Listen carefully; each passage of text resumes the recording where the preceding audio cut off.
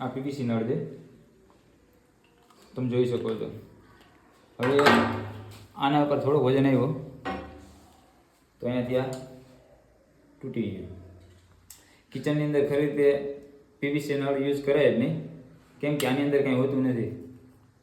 આ યુઝ કરો એટલે થોડોક ટાઈમ થાય એટલે તૂટી જાય, અથવા આનું જે સ્પેડલ આવે છે એ ખરાબ થઈ જાય, એટલે પછી આમાં કંઈ રિપેરેબલ ના હોય ને કાંઈ નહીં, એટલે આને પછી તમારે નાખી દેવાનું છે. હવે આપણે એની જગ્યાએ આ એક ફેન્સી નળ નાખ્યો છે, ડિશવોશર નળ. તમે જોઈ શકો છો આમાં 2 મોડ હોય છે. જેમ કે અત્યારે શાવર થાય છે, હવે ખાલી નળ કરવો હોય તો એને આમ ફરાવી નાખો એટલે ખાલી નળ થઈ જાય. અને પાછો ફ્લેક્સિબલ પણ છે, તમે ગમે એમ ફરાવી શકો. 2 ઓપ્શન કરીને તમારે ડિશ વોશ કરવી હોય તો આને કરી શકો. જેમ કે તમે ઘણા ચાઇનાના વિડીયો આવે છે એમાં તમે જોઈ જશે કે આ રીતના નળ હોય છે, પણ એવું નથી. આપણે અહીંયા પણ મળે છે ઇન્ડિયાની અંદર પણ. તો આ તમે નખાવી શકો, કિચન માટે બહુ સારો એમ.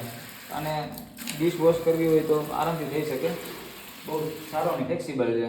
અને આની ડ્યુરેબિલિટી પણ સારી હોય છે, આ બહુ જલ્દી ખરાબ નથી થતું એમ. તો તમે આ નળ પરચેસ કરવું હોય તો કરી શકો, એમાં કંઈ ખોટું નથી, બેસ્ટ આઇટમ છે.